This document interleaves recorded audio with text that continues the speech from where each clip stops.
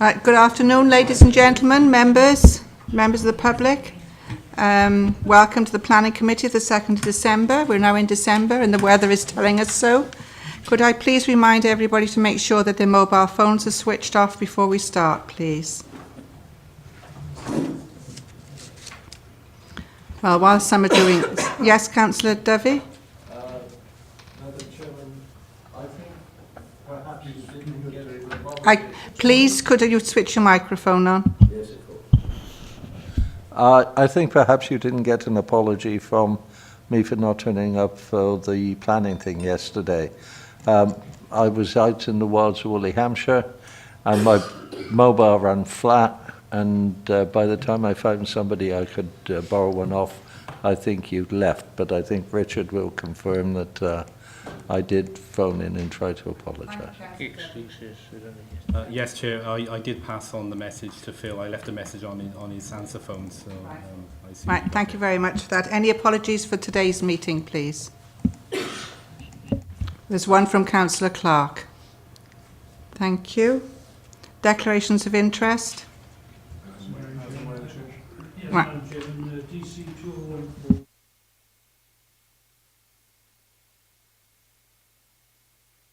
Thank you, Councillor Strong. Before we start now, I shall introduce myself as Ruth Edwards, the Chair of the Planning Committee, and I shall go around everybody, all the officers, so that those at the back will know who's here in the front. Thank you, Chair. Roger Harris, on the delegated panel opposition spokesperson. And Roger is also standing in today because my Vice Chair isn't present. And I'm Robert Tranter. I'm the Head of Legal Services and the Temporary Monitoring Officer. Philip Thomas, Development Control Manager. Paula Clark, Planning Control Manager. Richard Williams, Democratic Services Officer. George Ashworth, Head of Planning. Martin Davis, Development Plans Manager. Shirley Wigham, Affordable Housing Officer. Thank you all very much. We'll now go on with the third item on the agenda to confirm the accuracies of the minutes on the 4th of November. Page 1, page 2, page 3, page 4, page 5, page 6, page 7, page 8, page 9, page 10, page 11, page 12, page 13, 14, 15 and 16. It was a very long meeting, so could I ask someone to move, please? Could I have a show of hands for approval, please?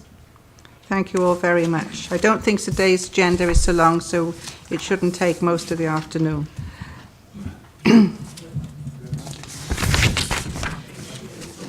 Next item on the agenda is to consider the local development plan. I think, Martin, are you presenting this? Right, thank you, Martin.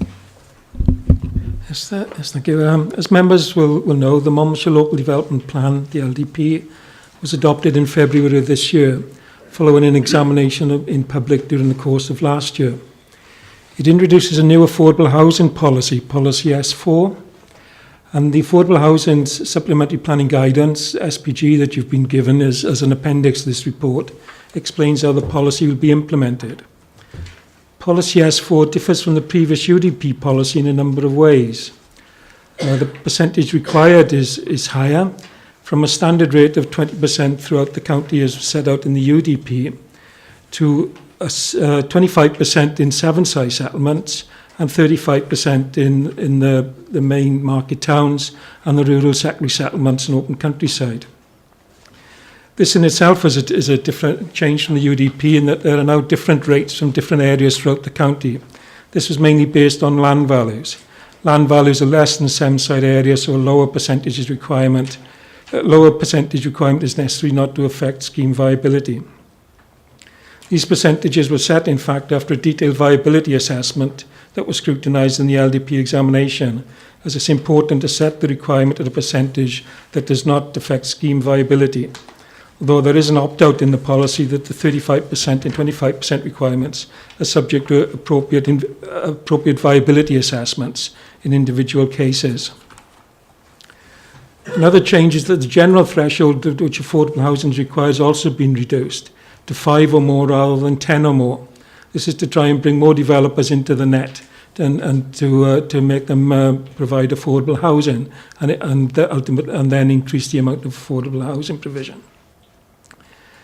There's a further innovation in Policy S4, and that developments that do not meet this threshold of 5 or more, they're required to make a financial contribution to the provision of affordable housing in the local planning authority area. And the SPG explains how this will operate. Another significant change introduced by Policy S4 is the 60% requirement for affordable housing for small sites that have been allocated for housing in the county's main villages. Rather than rely on a rural exceptions policy for 100% affordable housing, this had limited success in bringing affordable housing sites forward in the past. So-called exception sites have been identified up front in villages where the new housing development would not normally be acceptable, because in this case there's a specific purpose of providing affordable housing for local people, and allowing a 40% market housing is intended to provide incentive for such sites to be brought forward, and pre-application discussions are proceeding on a number of these sites. So the Affordable Housing SPG provides further clarification on these new requirements of Policy S4 will be applied, and also clarifies a number of issues that have arisen in dealing with planning applications since the adoption of the LDP, and Section 4 provides further clarification on these particular topic areas. There's still a need to explain the rural exceptions policy, 100% affordable housing sites, and Section 5 of the SPG covers that, even though there's probably less need for exception sites because of the actual allocations that have been made in rural areas. Section 6 of the SPG sets out the mechanisms that would be used to deliver affordable housing, the figures that would be paid to developers for affordable housing, for instance. So the intention is to take it to Cabinet tomorrow and Council later this month, with a view to going out to consultation for a 6-week period in the new year. The results of this consultation will be reported back to members, because a further resolution of Council will be required before the SPG can be formally adopted. The recommendation in this report, therefore, is to endorse the Affordable Housing SPG with a view to going out to consultation and to recommend to Cabinet and Council accordingly. Thank you, Martin. Anybody wish to comment?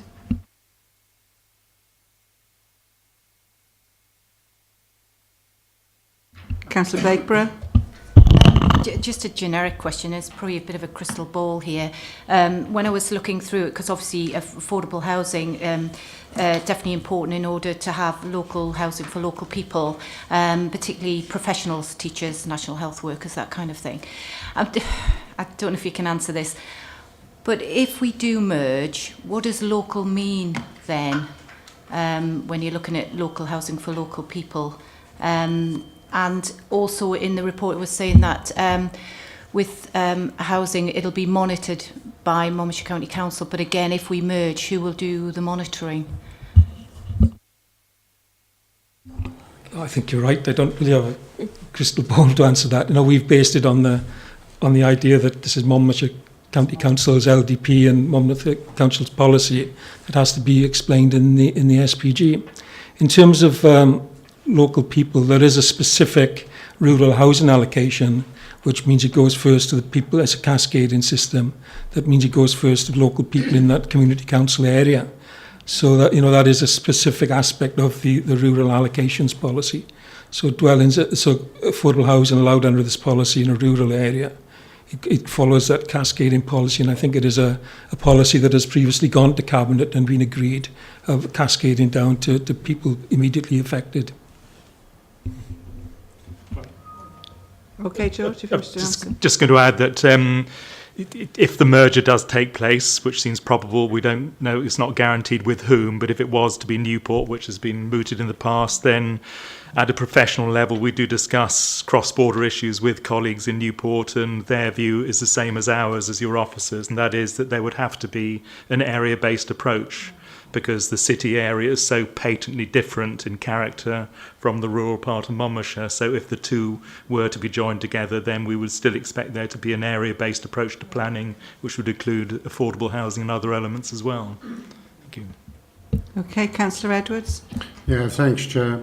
I welcome the report, quite frankly. The need for affordable housing in the county is so urgent, and I'd like to move the recommendation as displayed in 2.1 that the Planning this Committee endorses the draft Affordable Housing SPG with a view to issuing for consultation purposes and to recommend to Cabinet and Council accordingly. And I move it.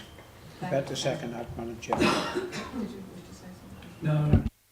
Right, so Councillor Edwards has wished to move approval and he's got a second. Could I have a show of hands, please, for approval to go to Cabinet?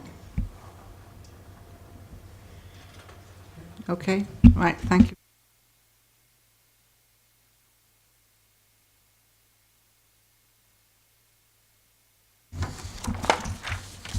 We now go to item 5 on the agenda. Thank you, Paula. Thank you both very much. Thank you. Thank you, Martin. Yep, thank you, Chair. Members will recall that approval was given to officers to implement a formal pre-application advice service from 1st of April 2014. It was agreed that officers would report back to Planning Committee after 6 months to review the service and feedback details of the service and its performance to assess whether any changes were required. Officers have monitored and reviewed the service over the last 6 months and now provide details of performance, customer feedback, internal service area feedback and resources and workload. With regard to performance, it was anticipated that approximately 8 inquiries would be submitted per week. Over the 6-month period, 292 inquiries have been submitted. However, a fee has not been submitted for 51. Therefore, 241 paid inquiries have been received, which provides an average of 6.7 inquiries per week. The income target was projected for £49,000 for the year. The actual income for the 6-month review period has been £28,898. Therefore, it's projected that the gross income for the year will be approximately £49,000. Therefore, the target is likely to be reached. Of the paid inquiries, 97 have been level 1, 110 at level 2, 29 at level 3 and 5 at level 4. With regard to officer performance, for registration to acknowledgement, the target was 1 to 3 working days. The data shows that we achieved 2 days for registration to acknowledgement. Therefore, this target has been met. The target for the desktop study was 10 working days from receipt. And in this case 6.5 days was achieved, so we've met the target. Meetings were arranged within 12.5 days, where the target was 15 working days from receipt of the inquiry, and written responses were issued on average within 13 days, where the target was within 5 working days of the meeting. These figures are based on closed inquiries only. Therefore, there are some outstanding inquiries which may contribute to a decrease in performance, as some are quite old. With regard to customer feedback, this was sought through feedback forms via the post and telephone, and a summary of the responses are below. When asked what is important to you, the responses were face-to-face meeting, information provided prior to the submission of application, time taken, friendly constructive advice, and clear advice and comments within a relatively quick timescale. Question 2, is the information available on the service useful? And 100% said yes. Are you satisfied with the way your inquiry was dealt with? Again, 100% said yes. Are you satisfied with the timescales taken? 100% said yes. The written response, easy to understand and of benefit? 100% said yes. And do you intend to submit a planning application following the advice provided? 100% said yes. And when asked would they use the service again or recommend to others, 80% said yes, but 20% said they were unlikely to need the service again because they had completed what they want to do. And question 8, are there any improvements you would suggest? And they suggested reviewing the charging schedule, particularly the cost difference between levels 1, 2 and 3. Reduced timescales for feedback, and a response may not need to be written in every case. Excuse me. Sample customer comments were, it was a humanised process and a marvellous service. The process working with the customer, not just made to jump through hoops. It streamlines the process, really straightforward and easy to use. Officer was really friendly and knowledgeable, which made the process easy. Friendly, constructive advice. For a layman is a great service. Timescales and costs were a concern. Could just submit an application, and if refused, resubmit and have response within 16 weeks. It was good to deal with someone face to face and be given more info before making actual application. As expected, not all pre-application inquiries have led to the submission of an application. An analysis of 42 applications which were submitted following pre-app advice has shown the following.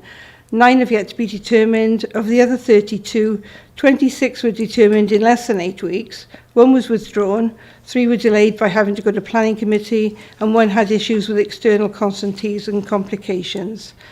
With regard to the internal service area feedback, of the inquiries submitted, other service areas in attendance included highways, countryside, development plans, recreation and housing, and service recharges made to date amount to £1,500. General comments from the service areas reflect the positive feedback received from all services. Benefits of formal process include improved communication and consultation, clarity of procedures, costs being recovered and shared for information between services, leading to improved awareness. With regard to resources and workload, the total time invested in the service has been calculated. Planning support spends approximately 20 minutes per inquiry on login, scanning and letters, which amounts to 2 hours, 30 minutes per week. And the development control officers spend on average 3 hours per week on pre-application work, which amounts to 22.5 hours per week in total as a department. So in conclusion, based on the customer feedback, it's become apparent that there's a need to be able to provide additional officer charge at levels 1, 2 and 3 without having to jump to the next level, which appears to be deterring customers from obtaining the correct expert advice. So provided an additional officer charge of £55 for level 1, £68 for level 2 and £95 for level 3 will ensure that the customer will obtain the correct level of advice without having to incur excessive charges and jump into the next level. Given the overall increase in workload, though a volume increase in applications, changes to procedures brought in by the Welsh Government, and adoption of the LDP, it is difficult to determine the specific impact of the formal pre-application service upon the service as a whole, as a certain amount of work was being done prior to April 2014, although it's not been recorded. So members are recommended that they note the information in the report. It's not considered to be necessary to revisit the charging schedule at the time. However, the service will continue to be monitored and reviewed after 12 months has elapsed. And in addition, the Welsh Government is consulting on pre-application charges in the planning bill. Therefore, the results of this consultation may impact on this council's procedures and charges. Thank you very much indeed, Paula. It's very informative. And I think perhaps our authority is an example to all the other authorities in Wales. It looks as though we are setting out a good example. And I know they're under great pressure in the planning department, and obviously there's going to be an increase in the planning department, but there'll be tiny feet and not actual individual people down there. So is there any questions that anybody wants to ask Paula? Thank you, Councillor Dovey.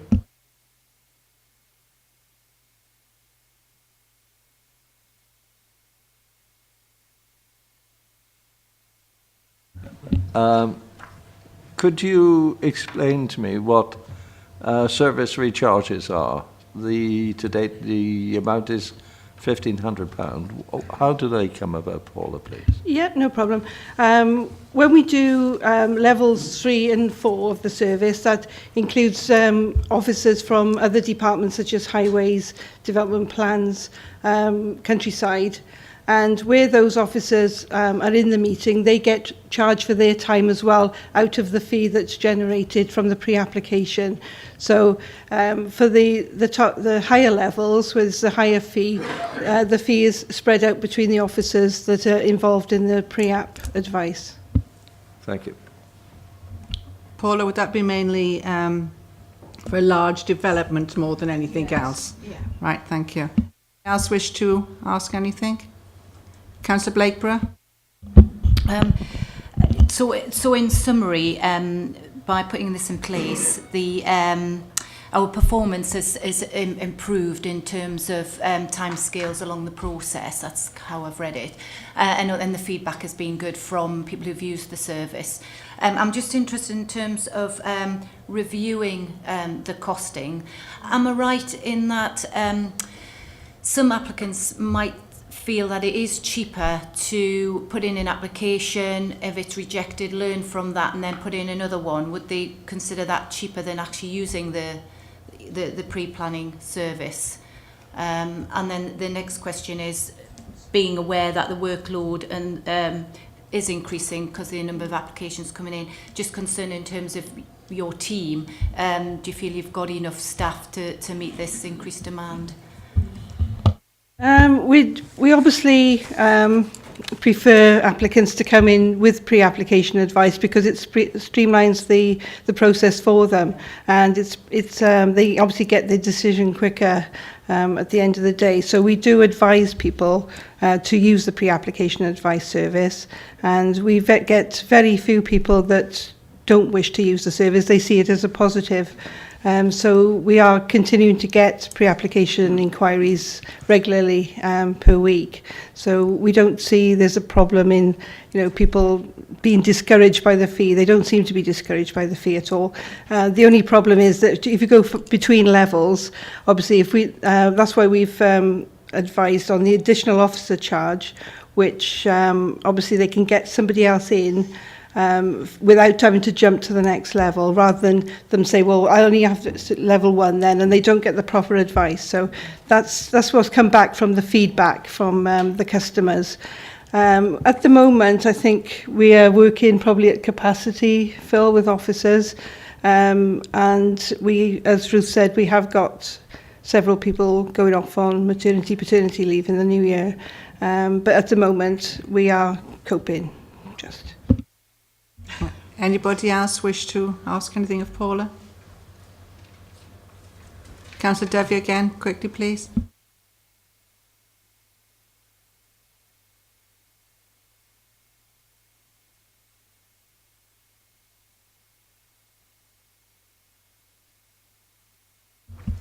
Thank you, and I think we all are very grateful for the work that they do put in to streamline it for our customers.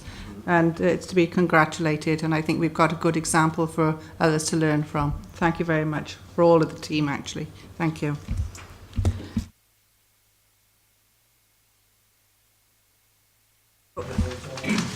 Sorry?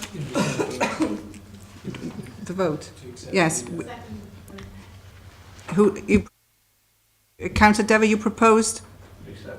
And you seconded. Could I have a show of hands for approval, Chair, please? there are 2 recommendations, so does it cover both recommendations? It's in clause 2 and clause 6. Right, thank you very much, Councillor Edwards.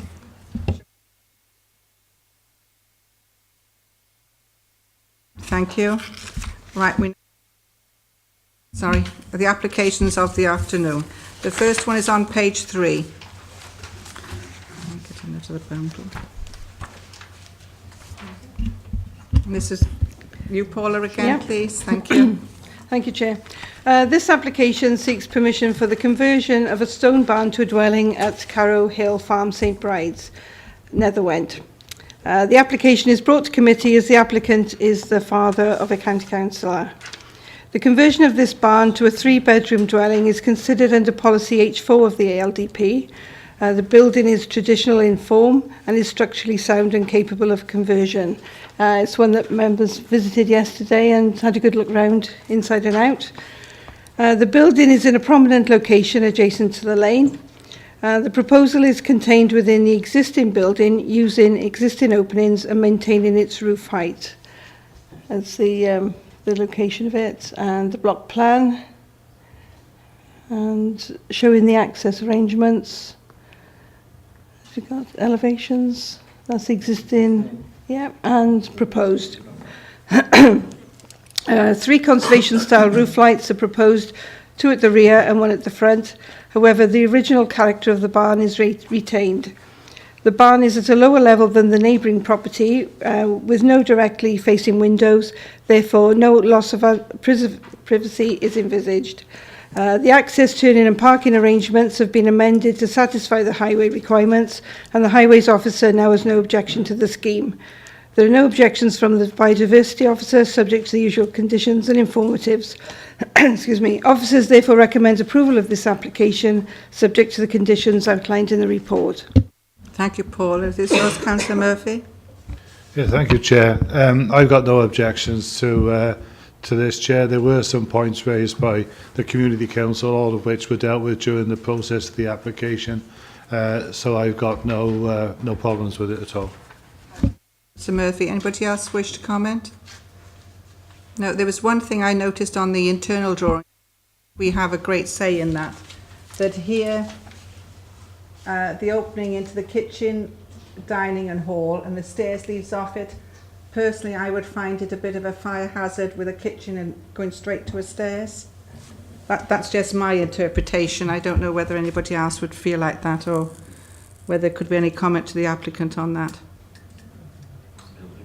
Well, it's building regs. Yeah. That's my only concern. Otherwise, I'm fully in agreement with the proposal. Wish to move, Councillor Murphy? Is it worth, Chair, making a point there to ask building control to have a look at that aspect of it, or do you think they would do it anyway? Yeah, They'll pick it up anyway. Okay, then I move approval, Chair. Do you have a second, Councillor? Right. Show of hands for approval, please. The application's approved, Chairman. That was unanimous. Thank you, Rob. Now go on to page 9. This is Gwahelag.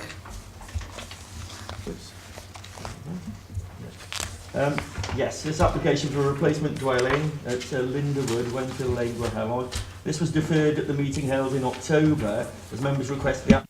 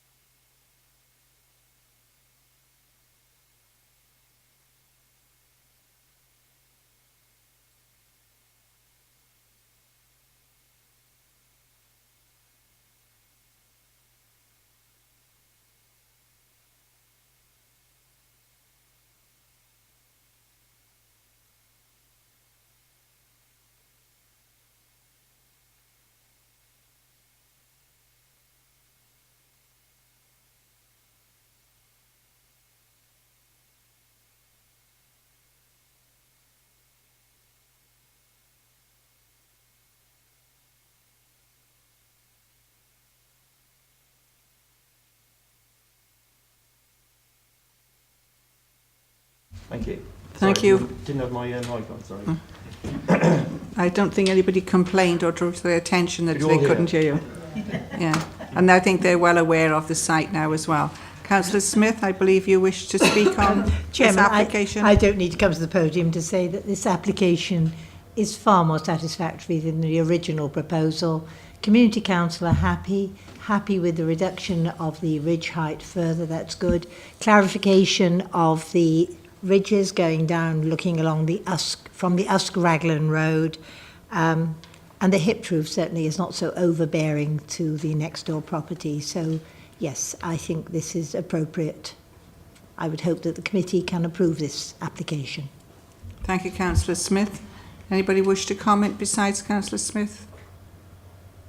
Nobody? Councillor Higginson wishes to move approval. Do you have a seconder, please? Councillor Murphy, show of hands for approval, please. The application is approved, Chairman. Thank Once again, a unanimous decision. Thank you very much.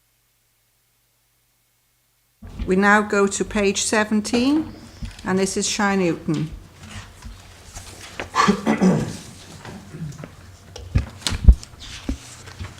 Thank you, Phil. Thank This you. one for you. Yeah, this application was presented to committee on the 4th of November with a recommendation for refusal.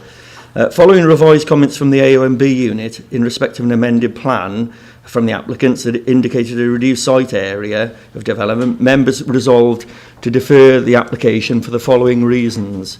Firstly, to provide further details of the reasons that the AONB unit had changed their advice, to provide details of potential community benefits from the proposal, to explore the possibility of securing a financial bond to ensure that there is finance available to decommission the site, and to reconsult the local member and local community councils on the amended scheme.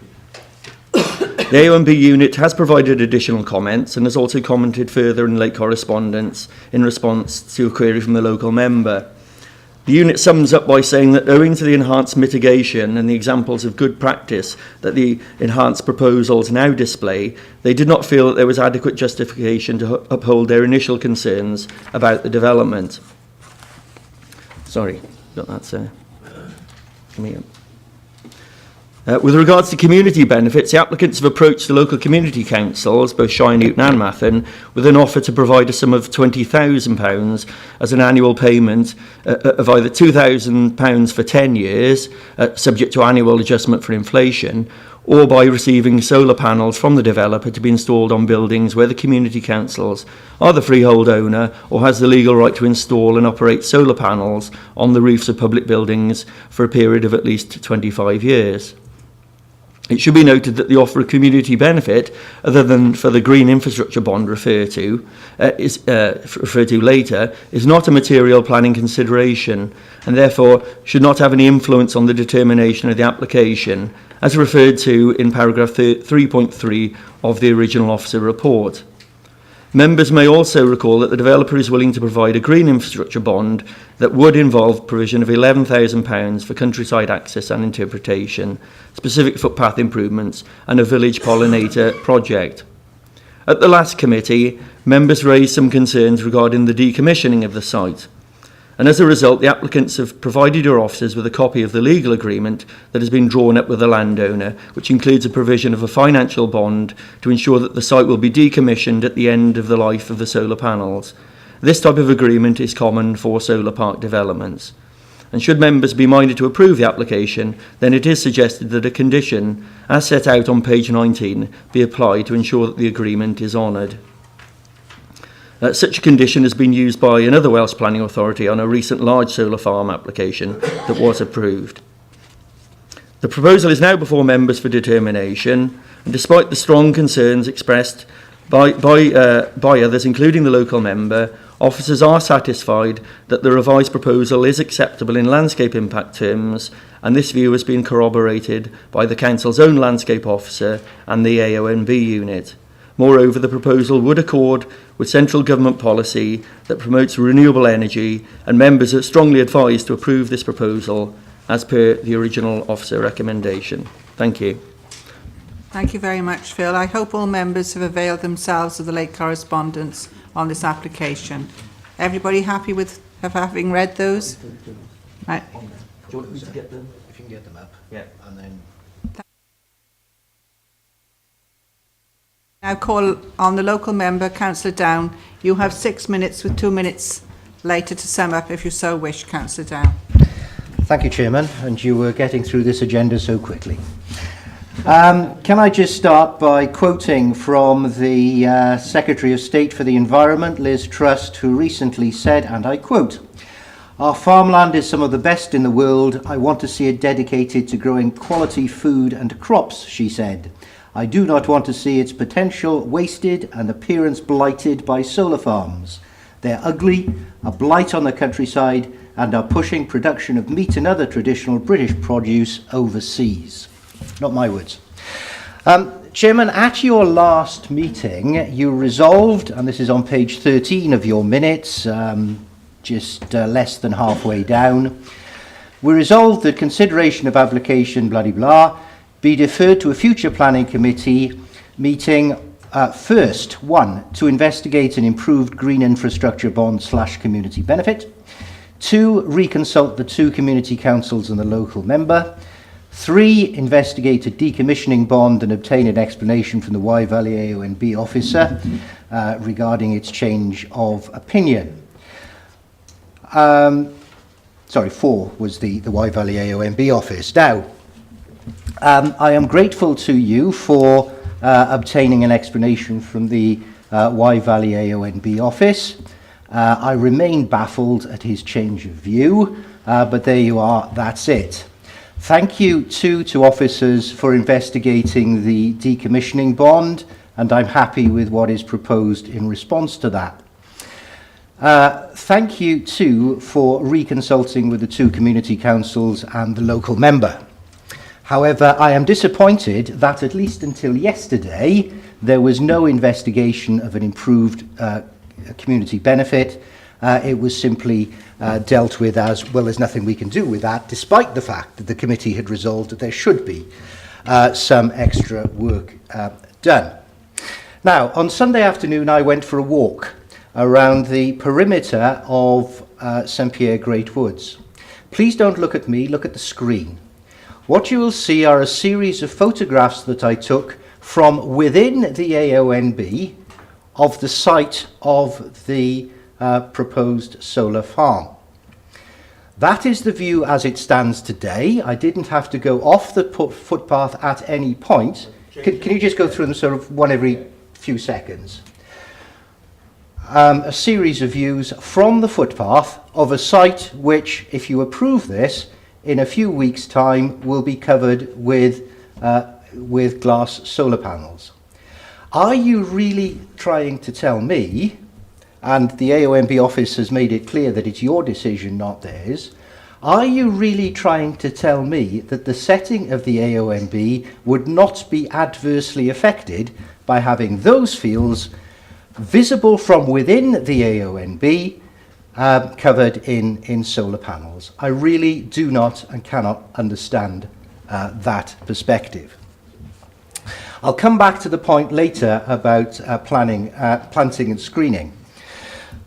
The second issue is the issue of community benefit.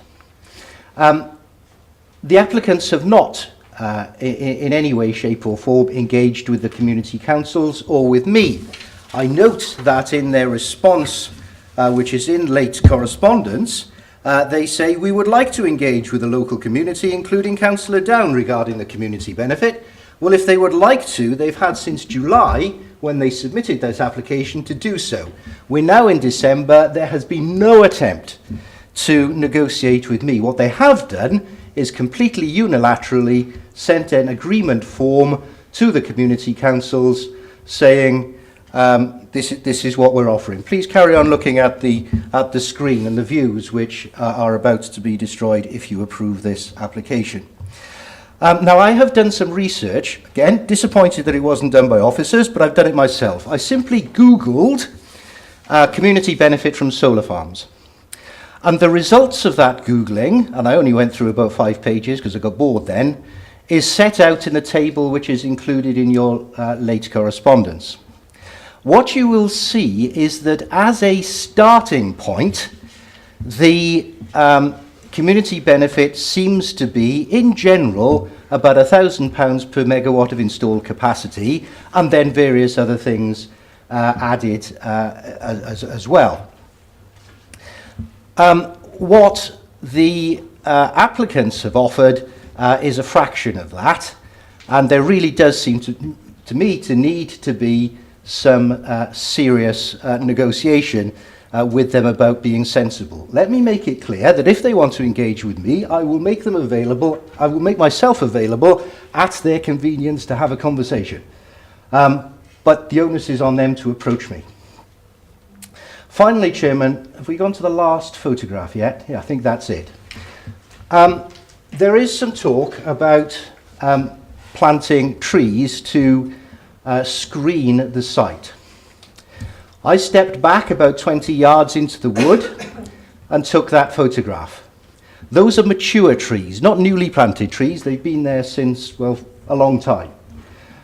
Do they screen, in your view, that countryside? I don't believe so. I think that the panels will be clearly visible, even if you do plant a handful of trees. So, Chairman, I continue to be of the view that this is an application which should be rejected on the grounds of its impact on the local countryside, and specifically the setting of the AONB. If you don't feel able to refuse it, I would at least ask that it be subject to a strict condition about engagement with the community and me to ensure that there is a proper community benefit agreement reached.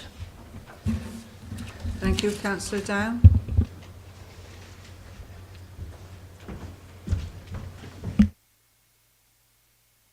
Members who wish now to comment, you have all, I think most of you have been to the site anyway. And is there anything you wish to comment on, Phil, or wait for the members?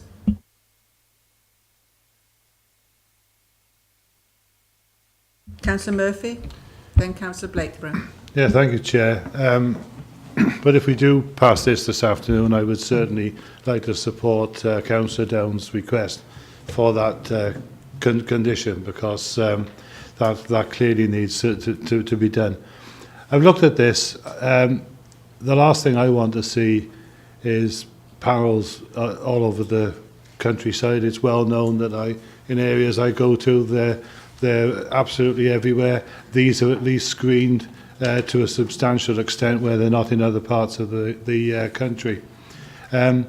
Where we have a bad application, I think we have a duty to turn it down. Where we have a doubtful application, it's our duty to ask for further questions, which we've done in this case. When we get to the stage where you've had the answers, and they're all answers which, if it went to an inspector, any inspector would be likely to uphold on a application to him, I think we have to take the view that we must consider what an inspectorate is likely to do in the event of an appeal that goes to him.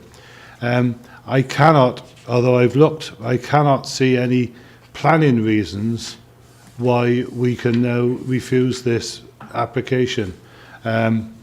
As regrettable as it is in the setting that it is. So reluctantly, I'm going to have to come out on the side of approving the application, but strongly support Councillor Down's request for additional community engagement. Thank you, Councillor Murphy. Councillor Blakeborough. Thanks. I think when it comes to solar farms, I think beauty is in the eye of the investor. When looking at this, I absolutely take people's point, and I think it is true. We've got to be mindful that it is in accord with the central government policy. So, you know, if it does go to appeal. But we did defer this for 4 reasons. 3 of the points have been met. The 4th one is to investigate and increase community benefit. And I think if the community benefits more from it, they might see it as a little bit more attractive. And I would suggest to stick it out to get the best deal for the community and defer it again until this 4th point is met. Thank you.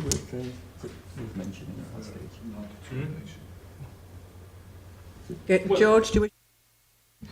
Thank you. Well, yeah, if I may, Madam Chair, yes, I think the idea of deferral to negotiate and improve community benefit, if I can put it that way, is not in accordance with the planning process. That the planning process is very clear that if there's a Section 106, there are tests that have to be met, statutory tests that has to be necessary to make the development acceptable in planning terms, directly related to the proposed development, and fairly and reasonably related in scale and kind to the development. And I think all parties in this process have accepted that the community benefit does not fall into those categories.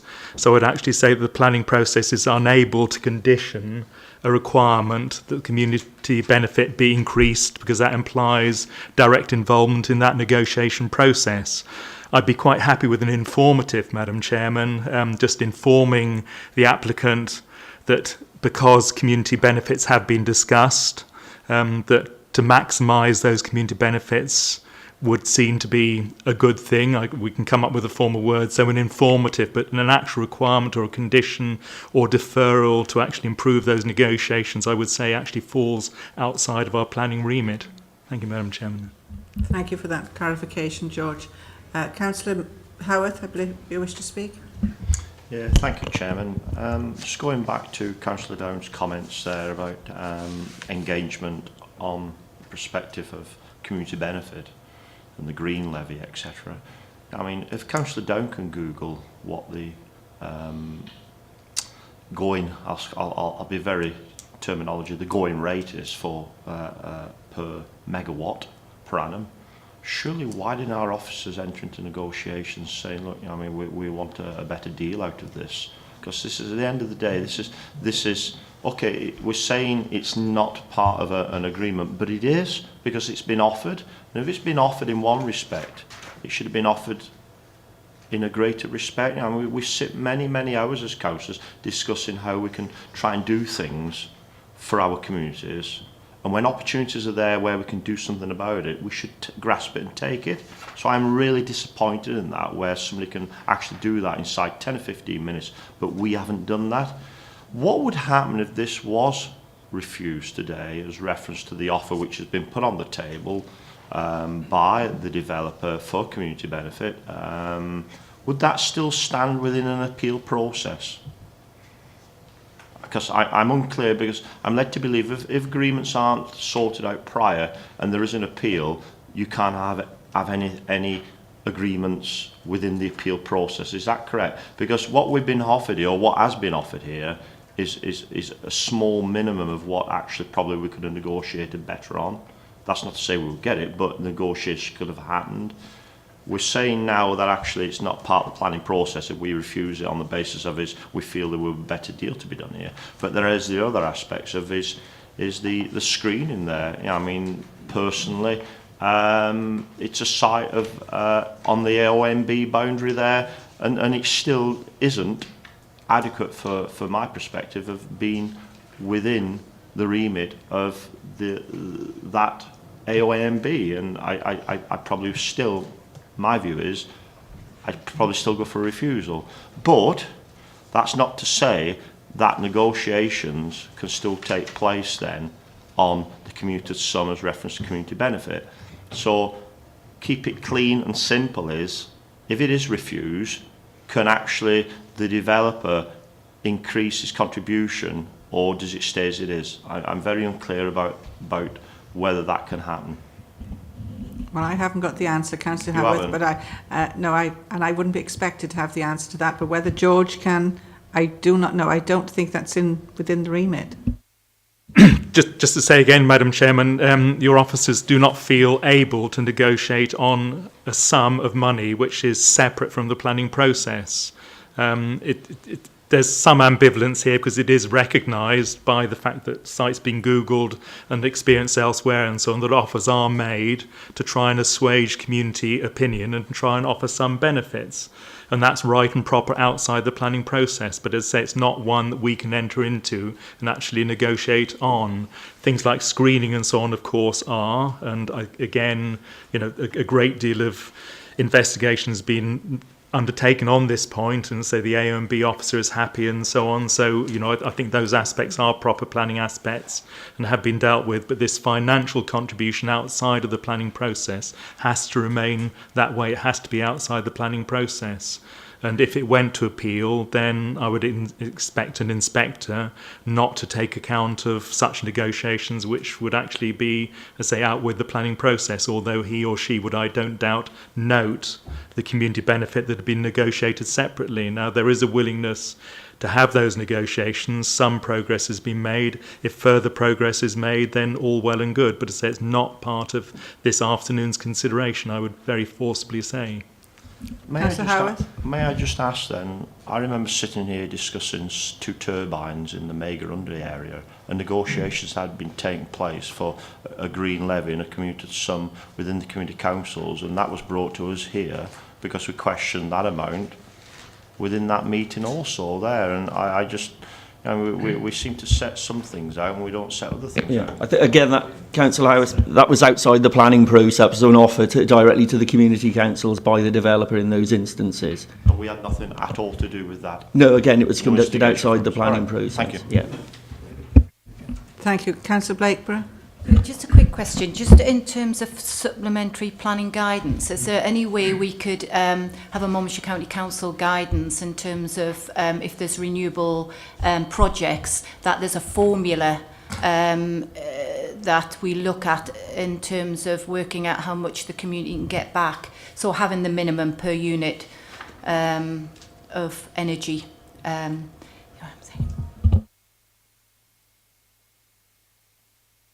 Well, we are in the course of preparing a draft of the supplementary planning guidance, which I hope will come to committee and go through the processes for consultation purposes early in the new year.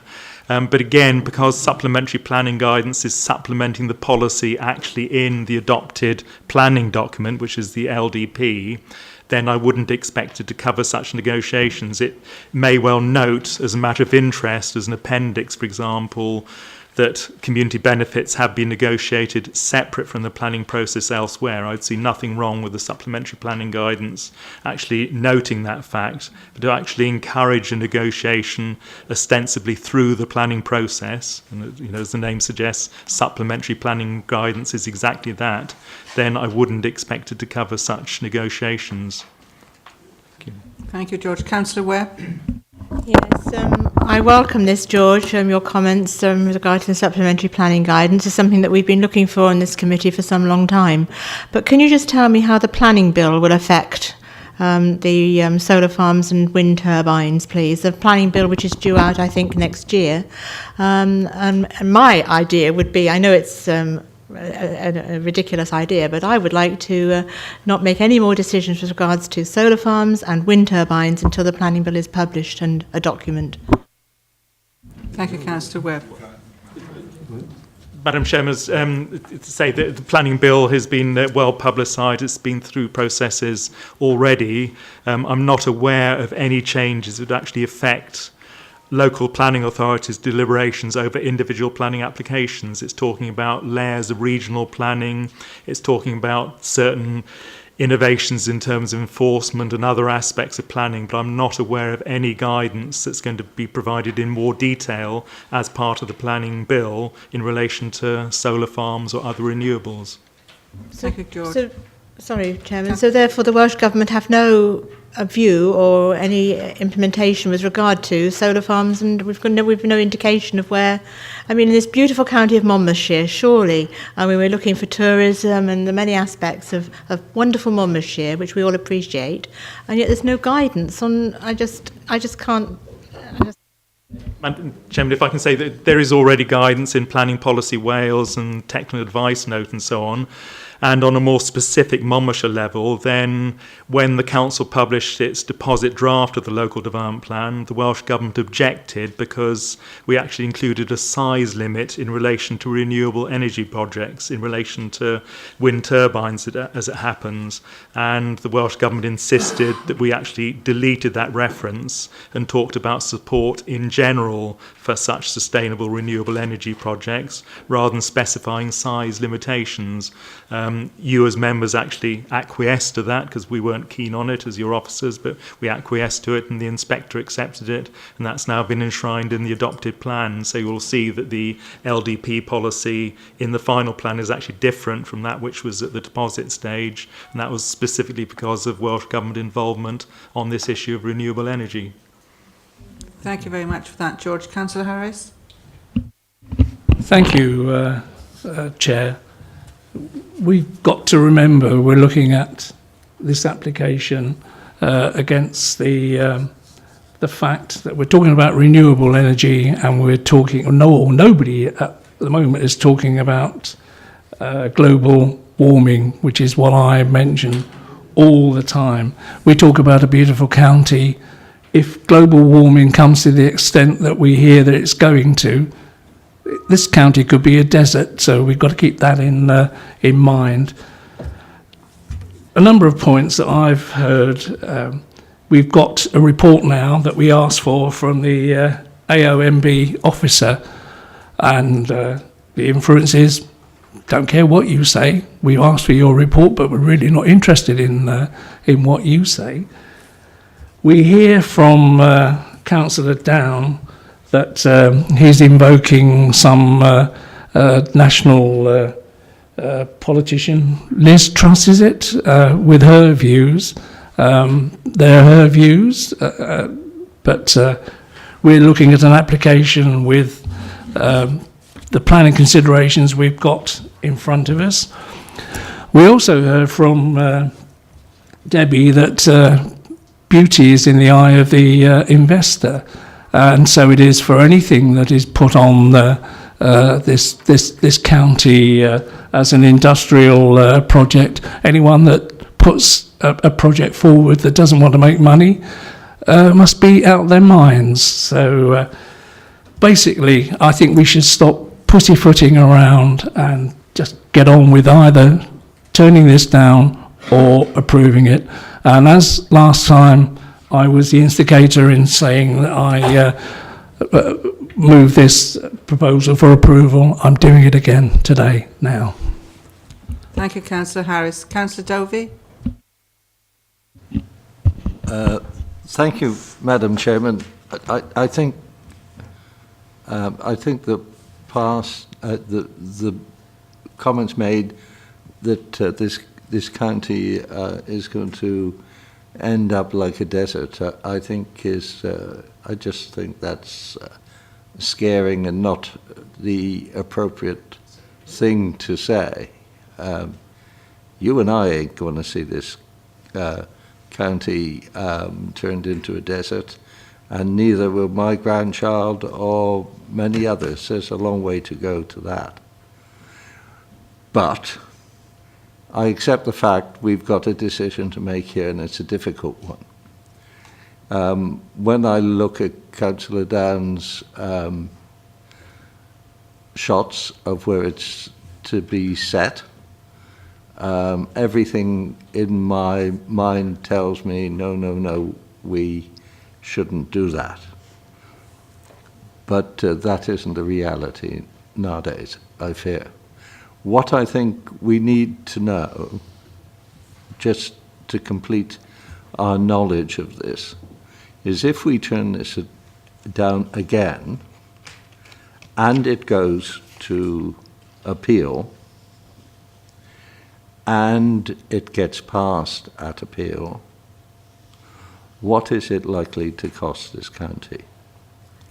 I think we should know that, and I'd like to know what is, if there is any trend at all of cases like this going to appeal. What is the trend? Are they being turned over, or is there a fair chance? I think, Councillor Dovey, that every application is taken on its own merit. I know but that. I will ask Councillor Murphy, who can maybe give you a little bit more enlightenment on the cost of that sort of thing. Chair, I don't think we should be discussing cost. We are discussing an application. Cost should not be discussed here. No. Fine. It's just that Councillor Murphy might have been able to enlighten an answer to Councillor Dovey. But accept this application as you've got in front of you today. And is anybody going to second that proposal? Could I have a show of hands for... Oh, sorry, I am very sorry, Councillor Down. It was in my mind earlier, but I got distracted. You have just 2 minutes to sum up, please. Thank you, Chairman. If I can just pick up... first of all, can I ask Phil just to go back to one of the earlier photographs? Anyone, it doesn't matter.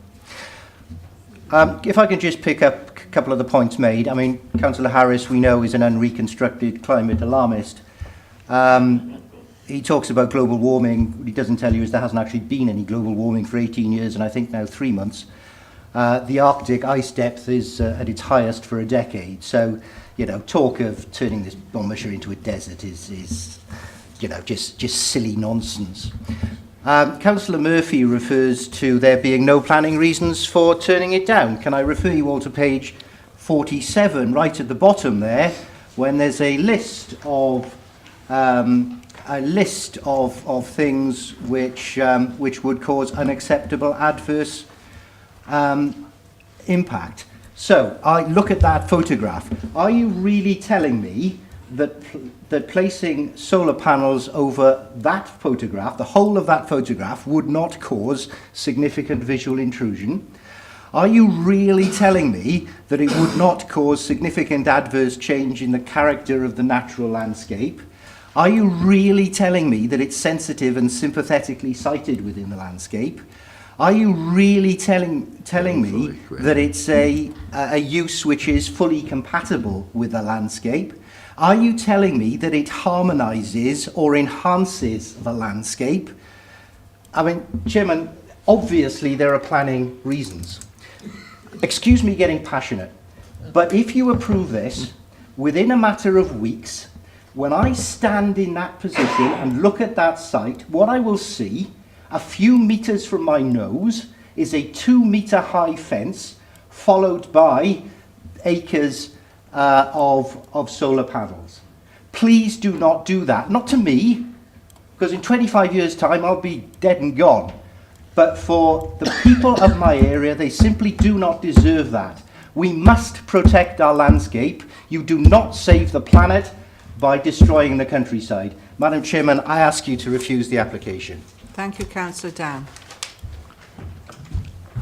Right, I'll ask again for it to be moved and seconded.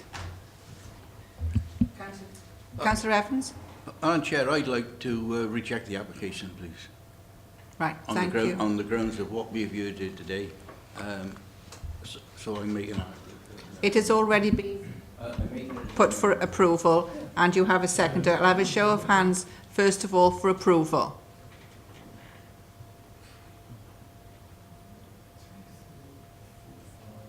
Six. So we've got 6 for approval, Chairman. Those against the application? 6. Against.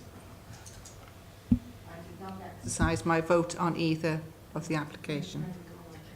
And I was a bit slow putting my hand up, Chairman. Has he been counted, Rob? Yeah. Could I have a show of hands again for the refusal, please? 2, 3, 4, 5, 6, 7 for refusal. Therefore, Chairman, the vote is 7-6, and there must be another person who has... Has anybody else abstained? But yeah, there are 15 here. Could I have a show of hands again, I think, for clarity? 14, yeah. 7-6 is 13. Therefore, Chairman, the application is refused, 7 votes to 6, with you abstaining. Right, thank you. May I thank the committee? I just say we will be expecting the members to refuse to defend that decision on appeal.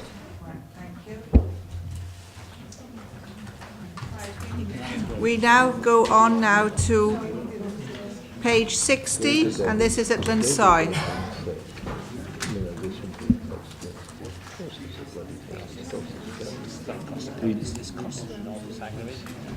The thing really is, need to know. tourism is our major industry. Oh, is it then? It affects our only industry. It is our You know, and that people come to see those views, not to bloody look at bells. Great. Good. So, yes, we are live streaming.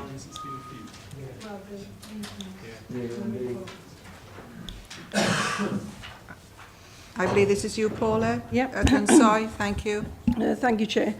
This application seeks a substantial demolition of an existing dwelling and erection of a replacement dwelling at Baytree Cottage, Lansoy.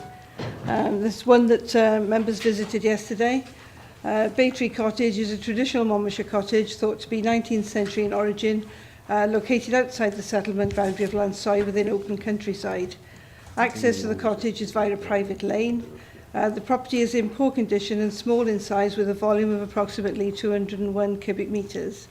The proposal is to demolish the cottage and rebuild the main structure slightly higher but of the same external dimensions of the original, with fenestration as shown on the proposed plans. Do we have the proposed plans, Phil? There's some pictures of the lane and the property. And its location, block plan. That's the existing dwelling. And that's the proposed. So proposed elevations, Phil? That's it. All right. It is also proposed to build ground floor extensions which would read as separate structures connected to the main structure with glazed links. These are modern structures in form and materials constructed of shuttered concrete, timber cladding and black metal sheeting for the roof. The resulting ground floor accommodation would result in 3 bedrooms in the northern extension, accessed via a corridor, bathroom in the link, living area in the rebuilt dwelling, and dining area, kitchen and family room in the southern extension. An ensuite bedroom will be provided on the first floor of the rebuilt cottage. Overall, the resultant dwelling will have a volume of 476 cubic metres. It is also proposed to demolish the outbuildings and construct a detached garage to the southern boundary. As the property lies in open countryside, its replacement falls to be considered under policy H5 of the LDP. It is considered to be a traditional 19th century Monmouthshire cottage, important to the visual and intrinsic character of the surrounding landscape. Therefore, to demolish it would be contrary to criteria A of policy H5. Supplementary planning guidance goes on to state that if an applicant believes the retention is not feasible or economic because of its condition, this would have to be justified by a survey report. Whilst a structural report has been submitted which shows it would be more costly to rehabilitate the cottage, insufficient evidence has been submitted to suggest this is not feasible on cost grounds. It is clear that the building would be more costly to repair than to rebuild. However, the application does not provide a strong justification for making an exception to adopted policy. Once the cottage is demolished, its character will be lost. If this were to be repeated, it would have a significant impact on the visual amenity of the county. The proposed large single-storey extensions more than double the floor area of the existing cottage and would dominate the appearance of the dwelling.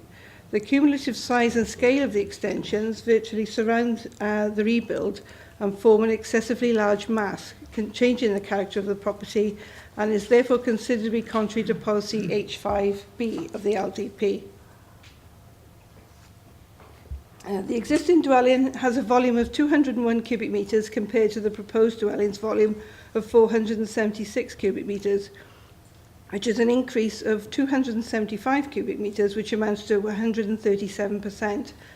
The SPG sets out that dwellings of less than 250 cubic metres can be increased by no more than 100%, subject to a maximum size of 400 cubic metres. The proposal is therefore considered to be contrary to criterion D of policy H5. In summary, the proposal conflicts with criteria A, B and D of policy H5 and also fails to comply with policy DES1, which requires all development to respect the existing form, scale, siting, massing and materials and layout of its setting. In terms of landscape impact, it is acknowledged that the design has taken into consideration views from the local footpaths and the existing levels of the site. However, it is still considered that the proposals would result in the dwelling being more prominent within the landscape and adversely change the character of the landscape, contrary to policy LC5 and DES1 of the LDP. You will see from the late correspondence that concern has been expressed that the neighbouring cottage, Rose Cottage, may have been allowed with a greater volume increase than this proposed at this property. However, Rose Cottage, which is to be renovated and not demolished and rebuilt, will have a resultant volume of approximately 400 cubic metres of the existing 207, which amounts to a 97% increase and therefore complies with policy. Elevational drawings of Rose Cottage we put up for members to see. These show that Rose Cottage will be stripped of its existing extensions which wrapped around the property and returned to its original cottage form with a two-storey extension attached by a link which, as set down the slope, will be subservient. So in the adjacent property, the form of the cottage will be reinvented. Officers therefore recommend refusal of this application for the reasons outlined in the report. Thank you very much indeed for that detailed report, Paula. Good many were at the site visit yesterday, so I'd welcome comments now, please. Yeah, thank you, Chair. Yes, we all went and had a really good... oh, sorry. Yes, sir, if I may. You have 6 minutes, Councillor Greenland.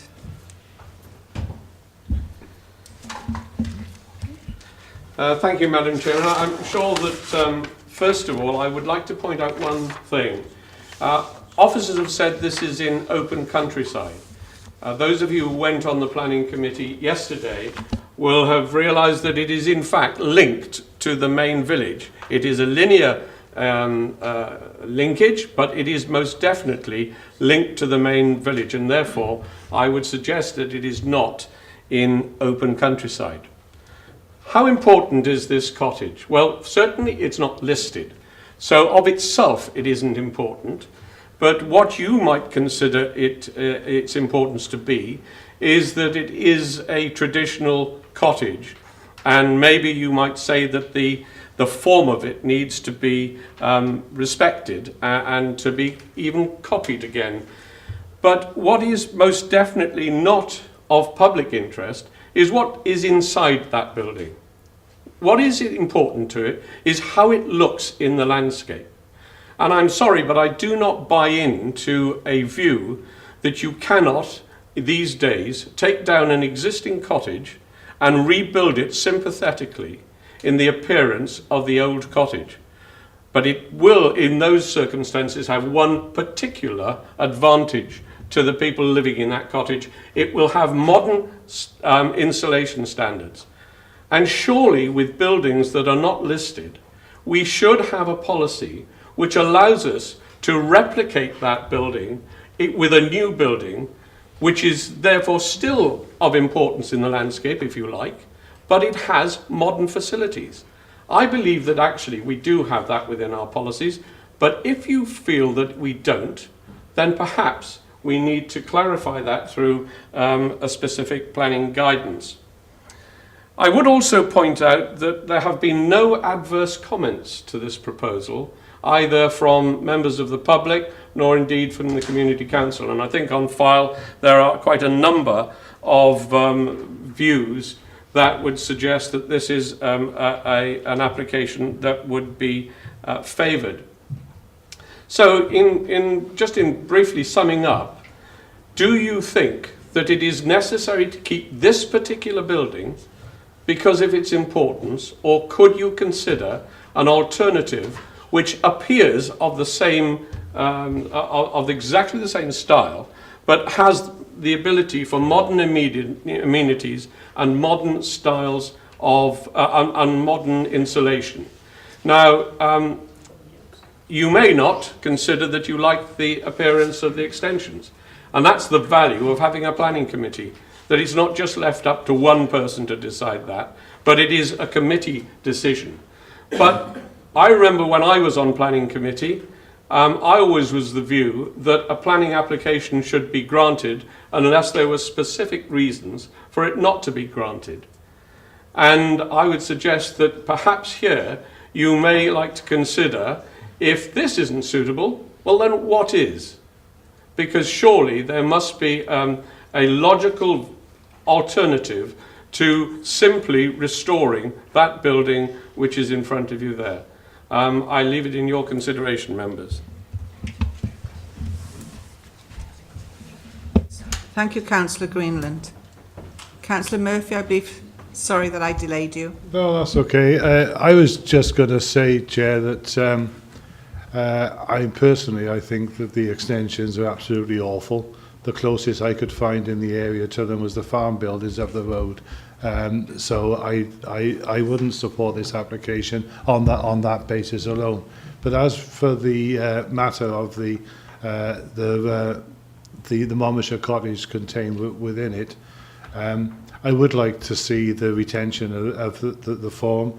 I don't have any great objections to rebuilding as long as the rebuilding was identical to the Monmouthshire cottage that's there. I fully support the fact that it's far better to have modern installation standards in a building.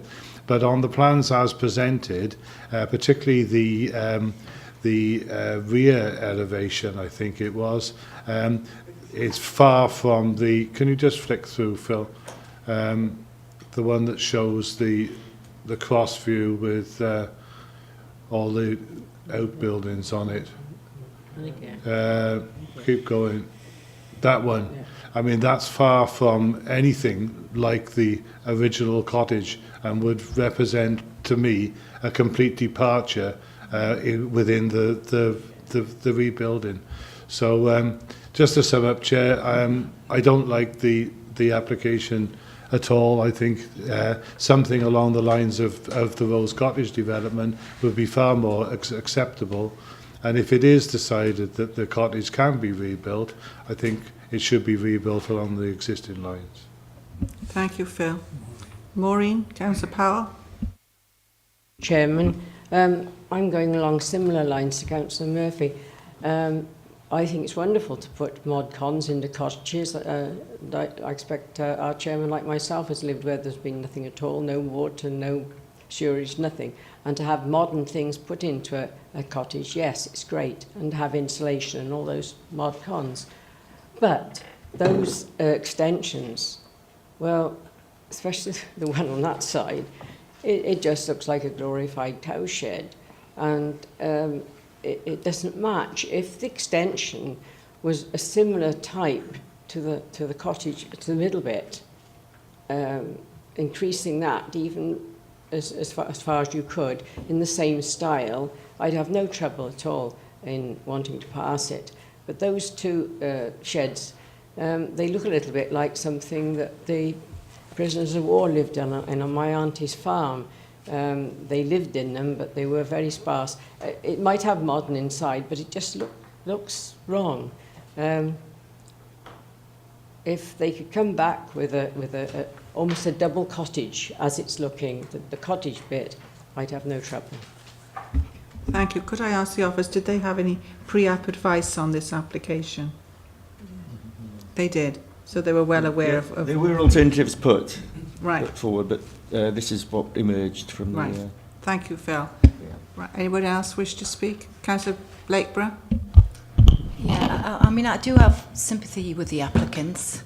When you read it on paper and then you actually see it in the flesh, so to speak, I can't see how you can raise that building to the ground and rebuild it and still keep the integrity and essence of a Monmouthshire cottage, because it's maintaining the inside as well as the outside. And as everybody else is saying, the additions, it's kind of a low-level sprawl and wraparound, and it just doesn't seem to fit within the area, really. So yes, I would be looking at it in terms of maybe coming up with a different plan, maybe sort of doing that cottage again on the back, so it's like a double cottage, because some of the other houses had done that, and that just seems a little bit more fitting, really. But yeah, I think this low-level sprawl, and as I say, if we're maintaining Monmouthshire cottages, I think knocking it down and rebuilding it, you've lost it, really. I don't think you can maintain it. Thank you, Councillor Blakebrook. Councillor Edwards. Thanks, Chair. The three previous speakers have got it right, and quite frankly, the design is awful. What I'd also take account of is the cubic capacity of the building itself. It's something like 76 cubic metres, too large to start with. Over the years that I've been on this planning committee, we've argued the toss on many occasions on 30% or whether it should be 50%, and I read the rules and regulations here, and I see because this is less than 250 square metres, cubic metres I should say, they are allowed up to 100%. Well, so at the maximum, this building shouldn't be anything more than approximately 400 cubic metres. Is it square metres or cubic metres? Cubic metres. So, on those grounds alone, I would want to refuse it. But quite frankly, I think it's a real eyesore, which you're going to put into the countryside, and I would send it back to the applicant to reconsider their application. Thank you, Councillor Edwards. Councillor Harris. Does anyone else want to come in before? Councillor Harris. Okay. Thank you, Chair. On policy H5 alone, as Doug has just mentioned, it's 137% over. I think, I don't know how the committee feels, but I think the applicant is here and he's heard what we've said. I would consider moving deferment rather than refusal, so that we can have the officers, or maybe the delegated panel as well as the officers, whatever is thought correct by the committee, to have a look at this again on a deferred basis rather than a refusal. Thank you, Councillor Harris. Councillor Webb. Yes, whilst I appreciate that the applicant has actually taken pre-application advice and probably not necessarily acceded to it, I would second your proposal, Councillor Harris. Sorry, Paula. The tricky thing about that, the scheme, from what members' signals they're sending out, would have to be substantially different to the one submitted. So I think it's probably easier if a fresh application is actually submitted, really, to provide an appropriate design solution. And accordingly, I think the applicant would then be availed with an opportunity to appeal the decision as well. So the two options would be in front of them. One, they could get a free go, potentially, with a fresh application to submit a substantially different scheme to extend the property. Well, actually, yes. Yeah, they would, yeah. Or secondly, they could appeal that decision, which they may want to do anyway. So I think that's probably the best course of action. Thank you for that guidance, Phil. But before we take the vote, I will ask Councillor Greenland if he wants to exercise his right to sum up for 2 minutes. No, thanks, Madam Chair. Right, thank you. Good job I remembered to do that. My own opinion, yes, looking at the bottom picture, it does look like a farmhouse with the courtyard in front of it, that is quite obvious in a lot of areas of the county, but for an individual cottage, it is a very big spread. So it has been moved for deferment, which we've had advice not to do so. So can you move? You're going to withdraw that. So will somebody move as recommendation for it to be refused, please? You move. Seconder, please. Councillor Evans at the back. A show of hands for refusal, please.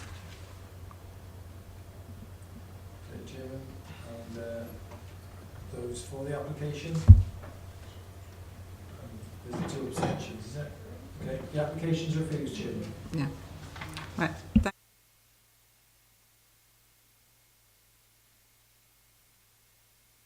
We now go to page 72. And this is a local application. Thank you, Councillor Strong.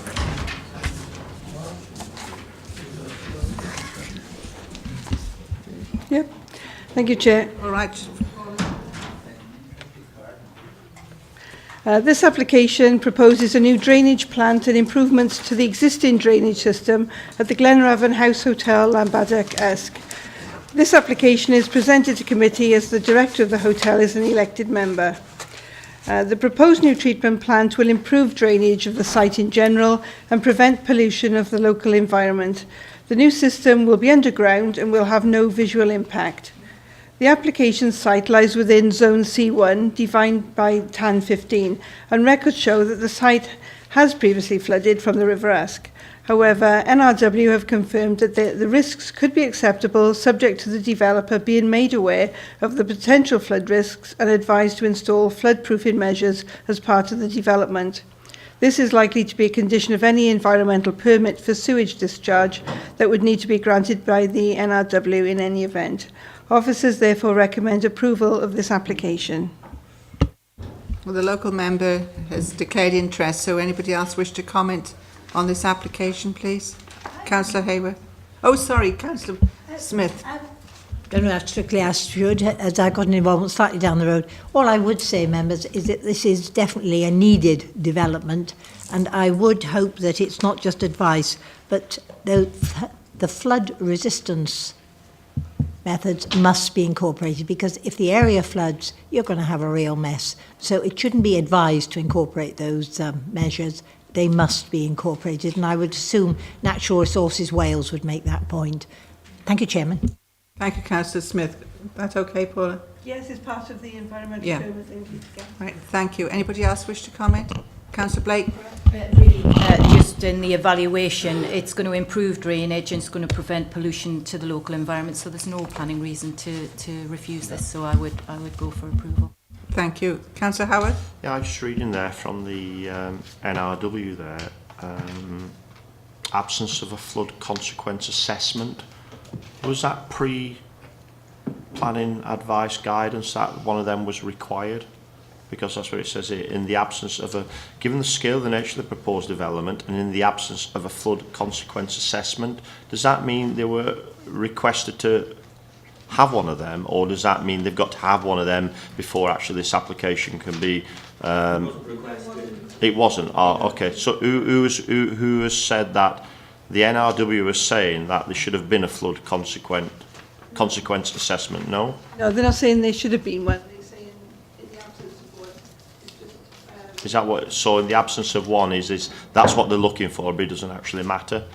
Yes, I think so. It's not required. Okay, because they are... Given the nature of the development. They are quite strict in what they're saying here. It does flood the site, and we would have required one of them. Okay, I'm a bit like Val. I know there's nothing in the conditions, but it's not up to us. The NRW would stipulate that within... Okay, thank you, Chair. Right, thank you. Anybody else wish to comment? Councillor Higginson? Thank you, Madam Chairman. We saw it yesterday. It was explained to us quite fully where the direction of the outlet, then the way it was directed across the, and I see no problem why we can't accept it. Are you moving for acceptance of the application? Have you a seconder? Councillor Edwards. Could I have a show of hands for approval, please? That application's unanimous, Chairman. Right, thank you very much. That's approved. Thank you. Thank you all very much indeed. And